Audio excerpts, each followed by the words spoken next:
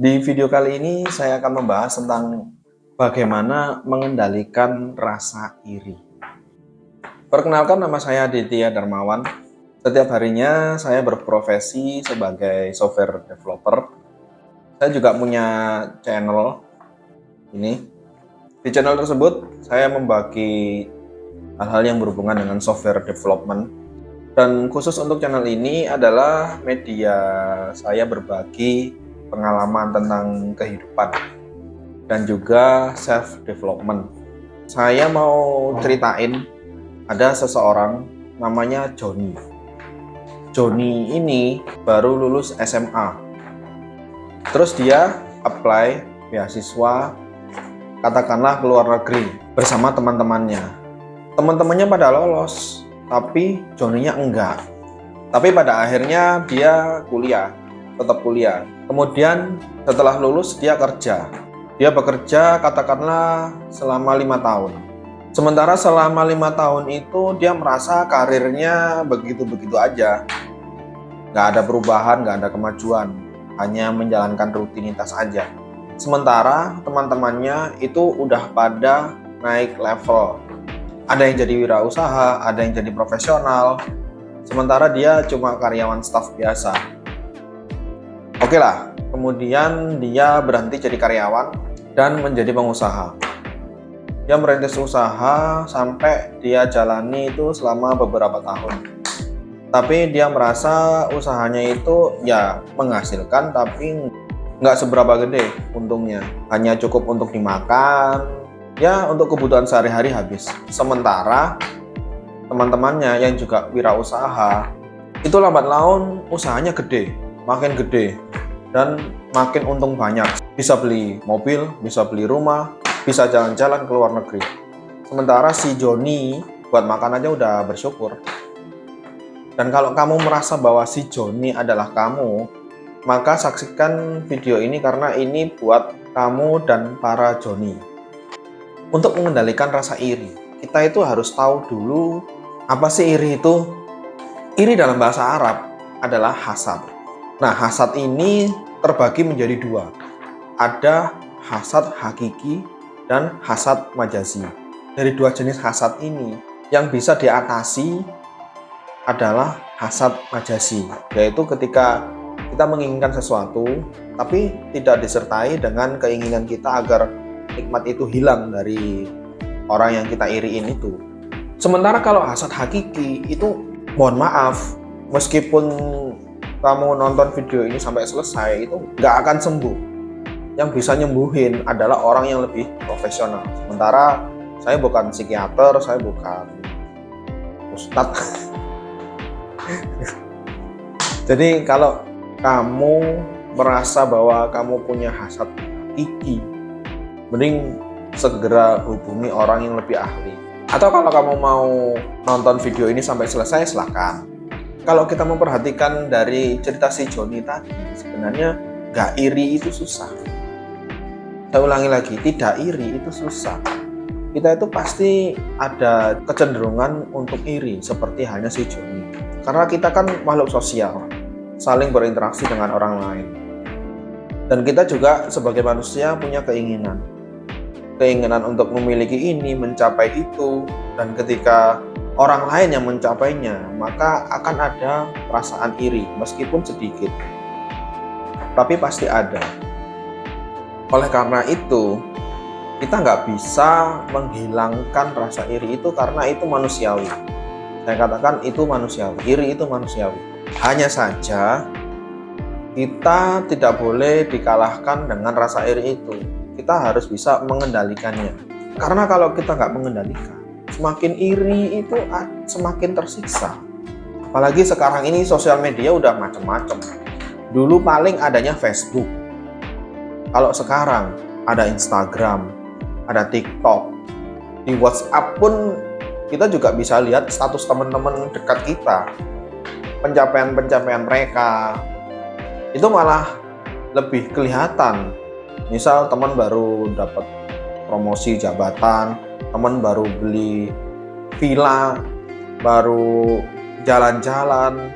Kalau kita nggak bisa mengendalikan rasa iri itu, maka semakin tersiksa melihat pencapaian-pencapaian itu. Kalau kita melihat dari cerita si Joni tadi, kalau kita pikirin, sebenarnya Joni itu hanya iri kepada orang-orang di sekitarnya saja, orang-orang yang satu level dengan dia, sama-sama pencari beasiswa, sama-sama pekerja, sama-sama pengusaha. Gak ada istilahnya di sebuah perusahaan besar yang gedungnya tinggi, menjulang, dan banyak cabang, seorang karyawan itu iri kepada bos besar.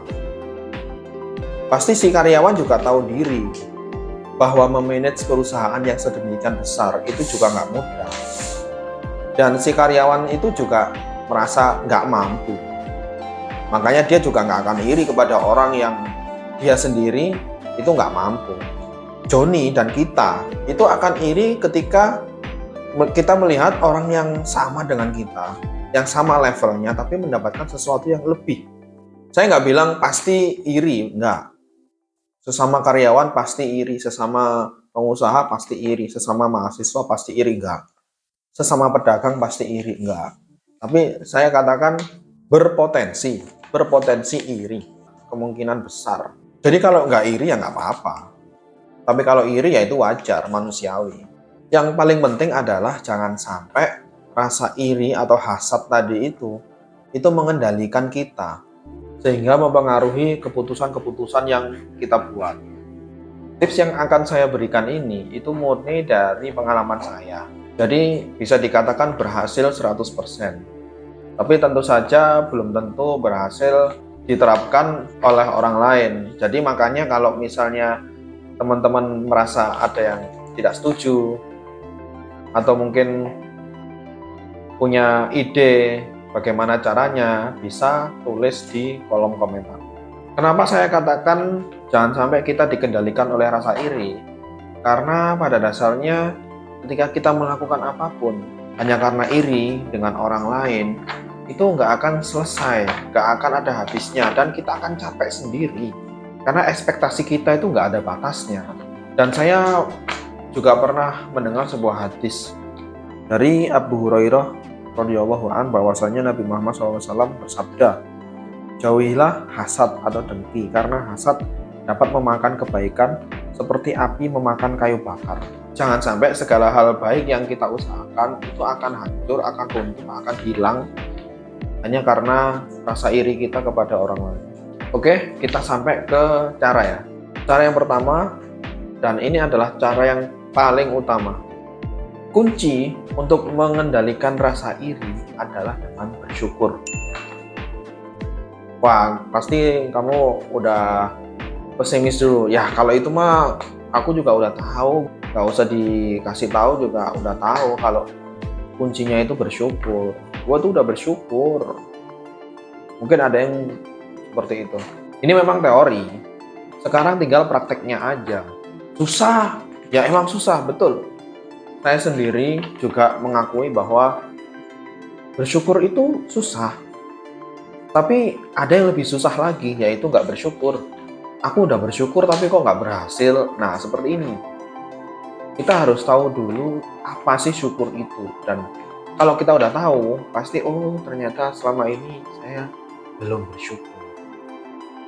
Jadi syukur itu berasal dari bahasa Arab yang artinya adalah berterima kasih. Makanya kalau di pelajaran bahasa Arab, kalau terima kasih itu syukron. Syukron kasiron, terima kasih banyak. Nah, pertanyaannya adalah berterima kasih kepada siapa? Kalau dalam Al-Quran, surat Luqman ayat 12 itu disebutkan, bersyukurlah kepada Allah. Dan barang siapa bersyukur, maka sesungguhnya dia bersyukur untuk dirinya sendiri. Dan barang siapa tidak bersyukur, maka sesungguhnya Allah Maha Kaya, Maha Terpuji.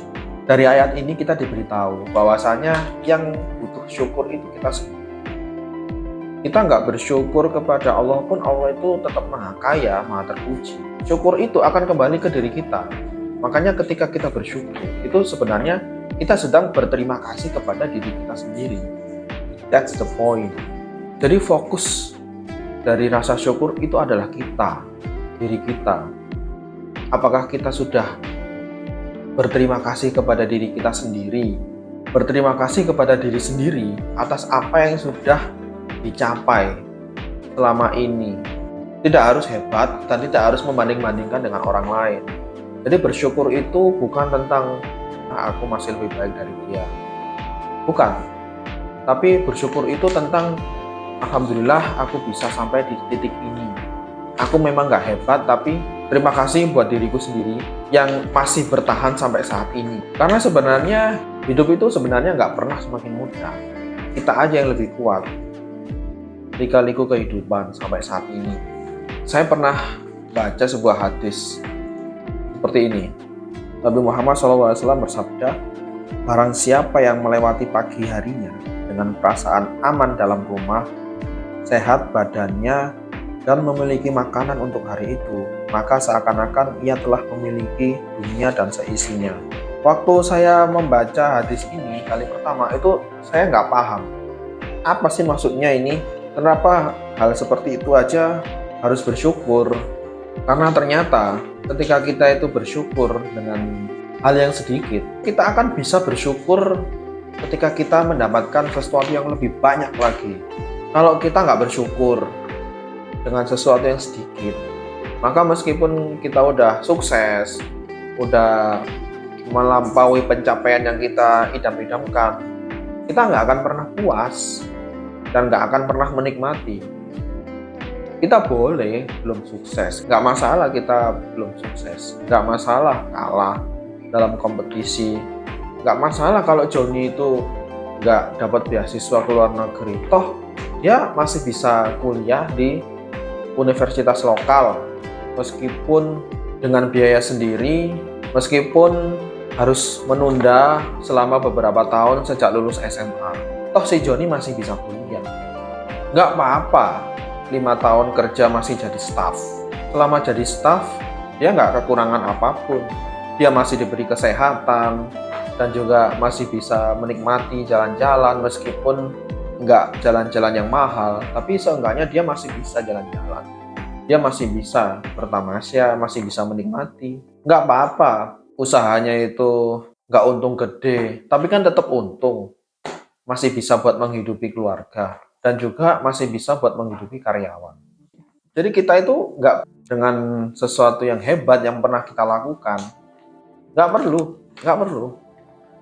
Bisa makan aja, itu udah hal yang wajib kita syukuri. Tips yang kedua, memantaskan diri.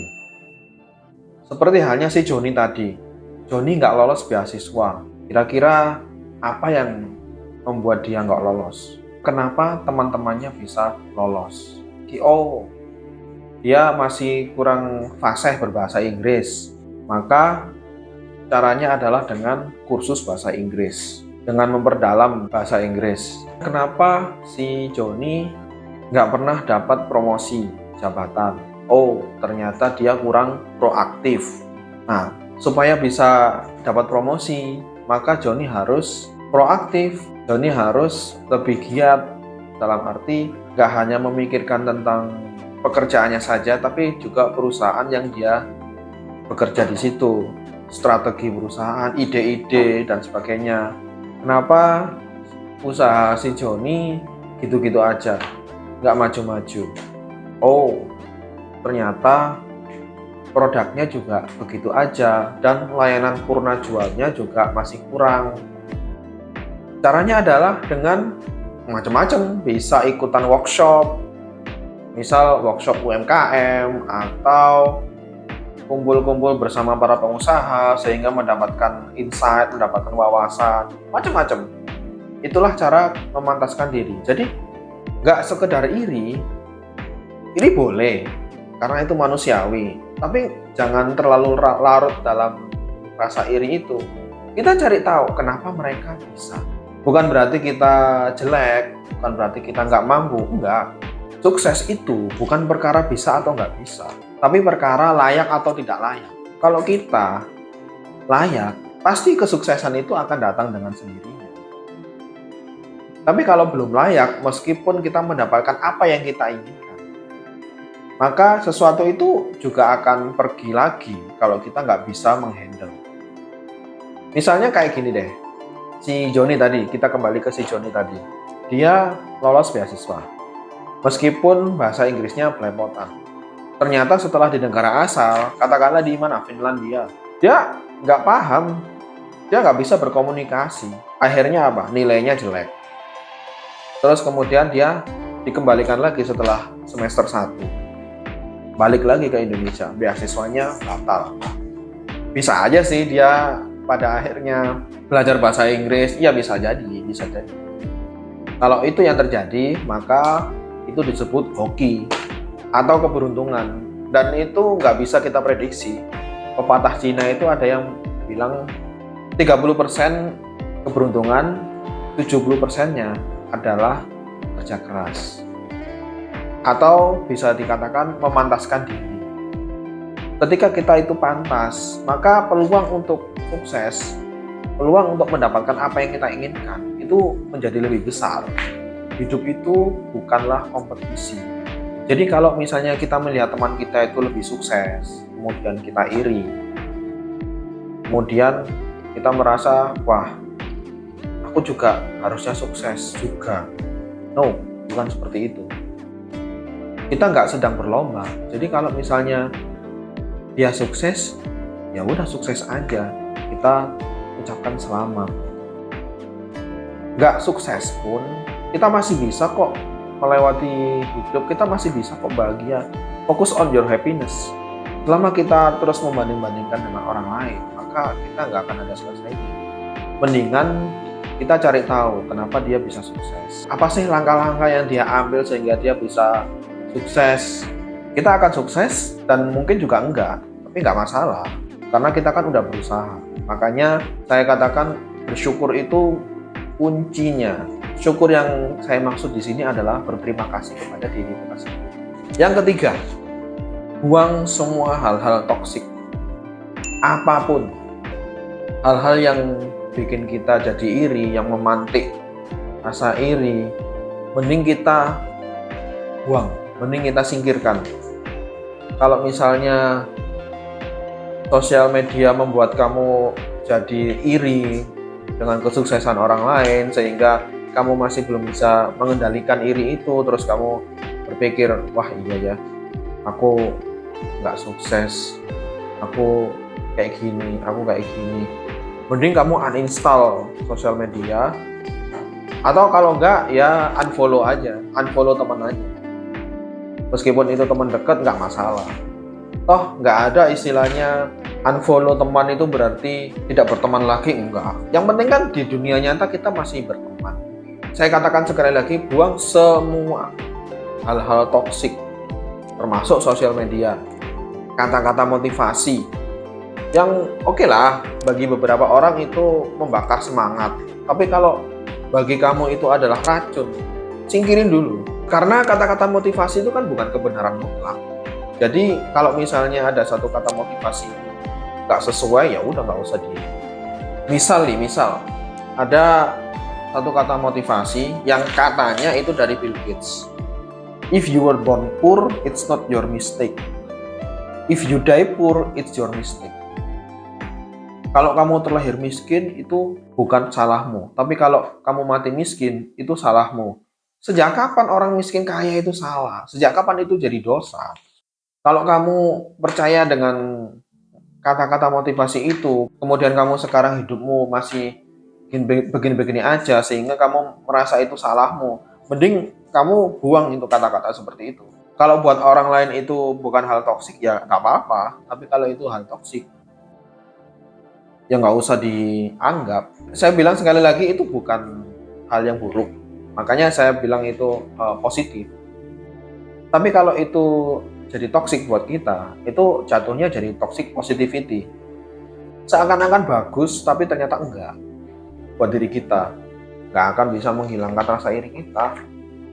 Mending kita fokus kepada apa yang bisa kita lakukan, daripada harus fokus kepada hal-hal yang nggak bisa kita lakukan. Yang keempat, jangan meremehkan orang. Don't underestimate people. Kembali lagi sama si Joni. Mana si Joni ini? Si Joni tadi gagal mengajukan beasiswa. Akui saja bahwa temanmu yang mendapatkan promosi jabatan itu adalah hebat. Jangan terus dalam hati, hebat apanya, kerja juga lamaan saya, aku mah lebih baik, harusnya aku yang dapat. No, rasa iri itu juga berawal dari kita meremehkan orang lain.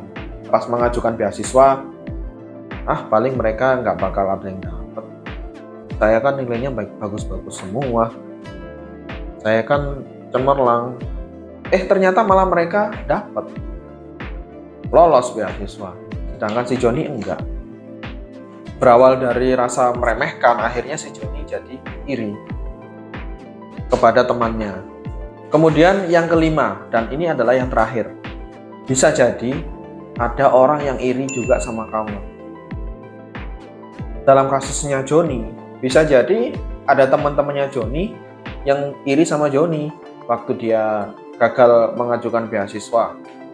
Ternyata nggak semua teman-teman Joni itu bisa lanjut kuliah. Sementara Joni dengan dia berusaha sendiri, dengan bekerja sendiri, dia bisa lanjut kuliah dan sampai selesai. Ternyata teman-teman Joni yang nggak kuliah itu iri sama Joni. Dan teman-teman Joni yang kuliah itu iri sama Joni karena Joni bisa lanjut sampai selesai, sampai sarjana, sementara teman-temannya enggak. Mereka harus putus di semester 3, semester 4, karena mungkin kehabisan biaya, atau udah nggak kuat, apapun bisa jadi. Teman sepekerjaan Joni ada yang iri sama Joni, karena Joni masih bisa bertahan selama 5 tahun. Sementara temannya Joni kerja 3 tahun, dikeluarkan tanpa pesangon. Jadi ternyata meskipun kita itu iri sama orang lain, bisa jadi orang lain juga iri sama kita. Nah, kalau sudah kayak gitu gimana? Saling iri-irian dong. Nah, untuk bisa mengendalikan hal itu, maka kita harus saling berbagi. Berbagi itu bisa berbagi skill, ilmu, berbagi harta, sedekah, dan sebagainya. Dan kemudian menimbulkan rasa kepedulian terhadap sesama. Sehingga kesenjangan sosial itu bisa dipersempit. Dan itu tadi 5 cara saya dalam mengendalikan rasa iri. Dan itu berhasil, alhamdulillah. Dulu kalau saya melihat orang sukses, itu bawaannya iri, pengen. Terus kemudian jadi minder. Aku nggak bisa kayak dia. Tapi sekarang alhamdulillah, kalau melihat orang yang sukses, itu ya biasa aja. Dulu kalau saya lihat di Instagram, di Facebook, wow, hebat banget ya dia. Saya nggak bisa kayak gini, pengen aku kayak gini, cuma gitu aja. Tapi sekarang ya udah, kalau mau scroll, mau lihat ya udah scroll aja, wow, gitu aja udah. Karena saya sekarang fokus ke pencapaian diri saya sendiri, nggak fokus ke orang lain. Biarin aja, kalau ada teman yang sukses, sekarang saya ikut bahagia, saya ikut senang. Wow, alhamdulillah. Dan saya bersyukur dengan pencapaian saya yang sekarang. Memang masih jauh dari hebat, masih jauh dari sukses. Tapi yang penting kan masih bisa dinikmati. Karena percuma kalau kita nggak menikmati proses. Kalau berhasil pun nggak akan nikmat. Jadi pastikan menikmati proses. Saya akan merangkum ada 5 cara mengendalikan rasa iri, yaitu yang pertama adalah syukur. Yang kedua adalah memantaskan diri. Yang ketiga, buang hal-hal toksik. Yang keempat, don't underestimate people. Dan yang kelima adalah sadarlah bahwa ada orang yang juga iri sama kamu. Semoga bermanfaat dan see you on the next video.